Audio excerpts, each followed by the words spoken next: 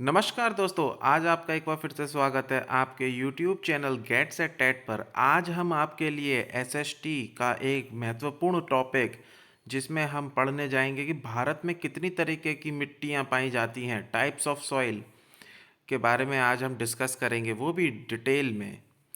लगभग भारत में लगभग 9 प्रकार की मिट्टियाँ पाई जाती हैं, जिसमें से उनके नाम है जलोढ़ मिट्टी, काली मिट्टी, लाल मिट्टी, पीली मिट्टी, लैटराइट मिट्टी, पर्वतीय मिट्टी, शुष्क एवं मरुस्थलीय मिट्टी, लवणीय मिट्टी या क्षारीय मिट्टी और आखिरी जैविक मिट्टी। इन सबको आज हम इन अच्छे से डिटेल करेंगे कि क्या डिटेल में एक्सप्लेन करेंगे कि कहाँ पे पाई जाती हैं, क्या क्या खासियत है, क्या ज़्यादा मात्रा में पाई जाता है इसमें, और कौन सी तरीके की फसलों के लिए ये मिट्टी ज़्यादा अच्छी है। तो चलिए शुरू करते हैं। सबसे पहली मिट्टी है जलोढ़ मिट्टी, जिसको दोमट मिट्टी के नाम से भी जाना जाता है और इसको इंग्लिश में एलुवियल सॉइल भी कहते हैं। ये जलोढ़ मिट्टी जो आपकी एलुवियल सॉइल है, जो हल्के हरे रंग की जितनी भी दिख रही है आपको, ये हरा हल्का हरा रंग, ये सब आपका एलुवियल सॉइल है, यानी कि जलोढ़ मिट्टी है। जलोढ़ शब्द इसका पड़ा है किससे? नदियों से आने वाली मिट्टियाँ को हम क्या कहते हैं? जलोढ़।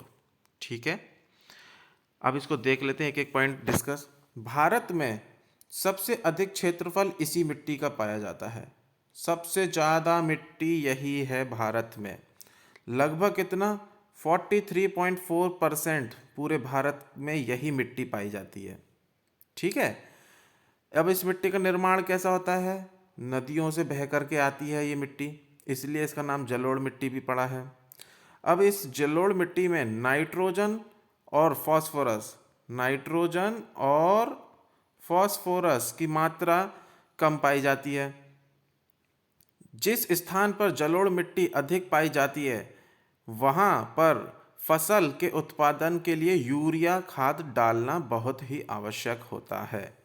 यानी कि इस मिट्टी में आपको खाद डालना बहुत ज़रूरी है। किस तरीके का? वो भी यूरिया वाला। ठीक है, अब आगे देखते हैं इसमें किस तरीके की फसलों का सबसे ज़्यादा उत्पादन होता है। गेहूँ, धान यानी अपने चावल, आलू यानी गेहूँ, चावल और आलू की खेती यहाँ पर सबसे ज़्यादा होती है, ये अपने ये इस एरिया में। ठीक है, ध्यान रखेंगे इसको। चलिए अगला, नेक्स्ट जो मिट्टी है उसका नाम है काली मिट्टी, ब्लैक सॉइल। भारत में जलोढ़ मिट्टी के बाद जो दूसरे नंबर पे सबसे अधिक मात्रा में पाई जाती है उसको कहते हैं काली मिट्टी। ये जो आपको काला काला रंग का सा हिस्सा दिख रहा है अपने नक्शे में, ये कौन सा है? काली मिट्टी का। यानी कि ये कौन कौन से हिस्से में आ रही है? सबसे ज़्यादा ये आ रही है आपके महाराष्ट्र में, और दूसरा गुजरात में, और थोड़ा सा हिस्सा मध्य प्रदेश में भी आ रहा है इसका। ठीक है, इसको ध्यान में रखेंगे। और ये मिट्टी बनती किससे है? ये ज्वालामुखी जहाँ पे उसका सोर्स होते हैं, ज्वालामुखी जहाँ पे पाए जाते हैं, उसी जगह पर ये काली मिट्टी भी पाई जाती है। बेसाल्ट के चट्टान के निर्माण होने से इनका निर्माण होता है काली मिट्टी का। ठीक है, काली मिट्टी में नाइट्रोजन और फास्फोरस की मात्रा अधिक नहीं पाई जाती। नाइट्रोजन और फास्फोरस जो होता है इस मिट्टी में भी अधिक नहीं होता है। क्या क्या ज़्यादा होता है? लोहा, चूना, मैग्नीशियम, एल्यूमिनियम। ठीक है, आयरन, लाइम, मैग्नीशियम और एल्यूमिनियम की मात्रा यहाँ पे सबसे ज़्यादा पाई जाती है। तो इस तरीके की मिट्टी के लिए कौन सी फसल सबसे अच्छी होगी? आपका कपास यानी कॉटन, धान यानी चावल, और मसूर और चना की दाल। ठीक है, ध्यान रखेंगे। आगे चलते हैं। अगली मिट्टी का नाम है लाल मिट्टी, रेड सॉइल। तीसरे नंबर पे यह मिट्टी सबसे ज़्यादा पाई जाती है भारत में। इस मिट्टी का निर्माण ग्रेनाइट चट्टान के टूटने से होता है। ठीक है, लाल मिट्टी सबसे ज़्यादा तमिलनाडु में पाई जाती है। तमिलनाडु किधर है अपना? यहाँ, इस वाले एरिया में सबसे ज़्यादा लाल मिट्टी यहीं पाई जाती है। लाल मिट्टी में जो नाइट्रोजन और फास्फोरस की मात्रा भी अधिक नहीं पाई जाती, यानी एक तरीके से समझ सकते हैं अभी तक तीनों मिट्टियों में नाइट्रोजन और फास्फोरस की मात्रा कम पाई गई है। लेकिन लाल मिट्टी में आयरन ऑक्साइड यानी कि Fe2O3 की मात्रा ज़्यादा पाई जाती है, जिसकी वजह से इसका रंग क्या है? लाल रंग। इस तरीके की मिट्टी में सबसे ज़्यादा मोटे अनाजों को पैदा किया जाता है, जैसे कि ज्वार, बाजरा, मूंगफली, अरहर, मक्का, इन सब का फसल का सबसे ज़्यादा यहाँ पे उत्पादन किया जाता है। इसको ध्यान में रखेंगे। आगे चलते हैं। और लाल मिट्टी आपको दिख ही रही है कहाँ कहाँ पर है। ये रही अपने सेवन सिस्टर्स में, और यहाँ पे आपके बंगाल का हिस्सा भी है, थोड़ा सा उड़ीसा भी है, और ये आपका तमिलनाडु, कर्नाटक, केरल, ये सब हिस्से आ रहे हैं थोड़ा थोड़ा। तो ये सब लाल मिट्टी के ही पाई जाने वाली जगह हैं। आगे चलते हैं। पीली मिट्टी। पीली मिट्टी भारत में केरल राज्य में सबसे ज़्यादा पाई जाती है। केरल कहाँ है अपना? यहाँ नीचे केरल है। जिस क्षेत्र में लाल मिट्टी पाई जाती है और साथ ही में उस मिट्टी में जब ज़्यादा बारिश हो जाती है तो अधिक वर्षा के कारण लाल मिट्टी से रासायनिक तत्व यानी केमिकल रिएक्शन होने लगती है, जिसकी वजह से मिट्टी का जो रंग है वो लाल से पीला हो जाता है। लाल रेड से कौन सा कलर हो जाता है? येलो। ठीक है, ध्यान रखेंगे इसको। तो आपका जो रेड वाला है मिट्टी का एरिया, अगर यहीं अगर बारिश ज़्यादा हो जाए तो यहाँ केमिकल रिएक्शन हो जाएगी और यही मिट्टी का रंग क्या हो जाएगा? येलो कलर का हो जाएगा। ठीक है, ध्यान रखेंगे। आगे चलते हैं। लेटराइट मिट्टी, यानी कि यह मिट्टी चौथे नंबर में भारत में सबसे ज़्यादा पाई जाती है। ठीक है, लेटराइट मिट्टी है कहाँ पर? इसमें लेटराइट मिट्टी है, ये हल्का हल्का गुलाबी रंग सा दिख रहा है आपको, ये सब जो है लेटराइट मिट्टी की ही पहचान है।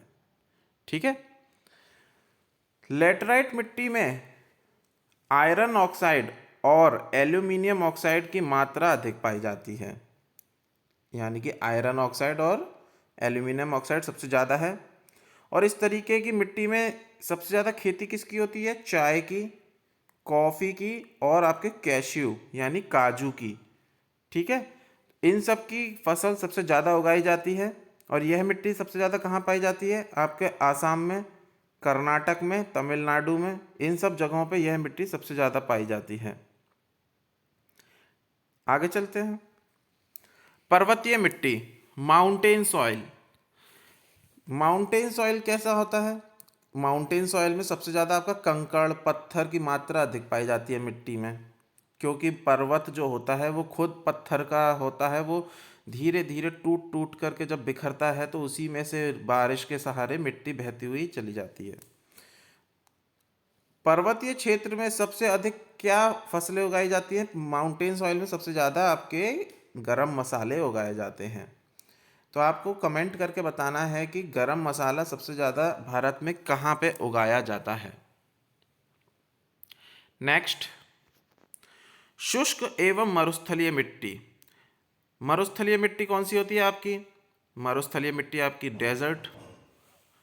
तो यानी कि डेजर्ट जो रेगिस्तान वाली मिट्टी है वो यहाँ की सबसे ज़्यादा कहाँ पाई जाती है? राजस्थान में। फॉस्फोरस की मात्रा उस मिट्टी में सबसे ज़्यादा पाई जाती है। और जहाँ पे मरुस्थलीय मिट्टी होती है वहाँ पे तिलहन का उत्पादन अधिक किया जाता है।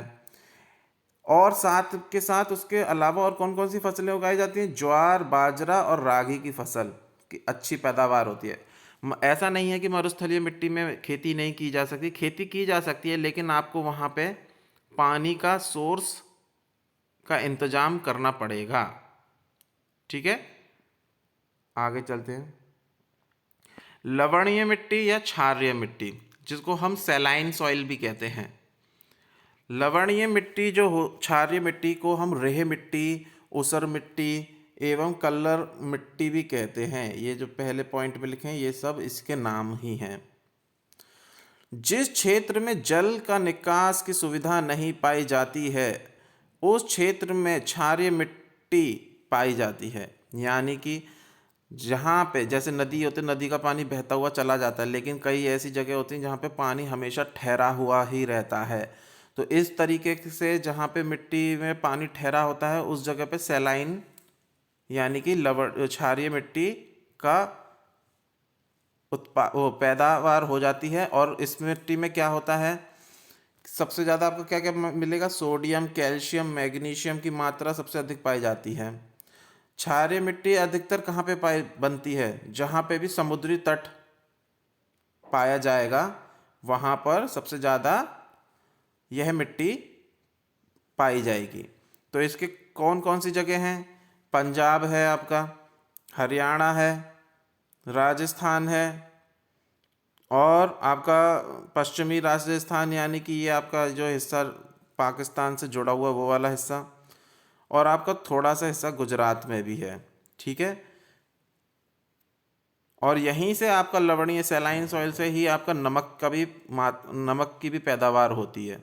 ध्यान रखेंगे। आगे चलते हैं। जैविक मिट्टी जिसको हम पीट मिट्टी भी कहते हैं, जैविक मिट्टी को दलदली मिट्टी भी कहा जाता है।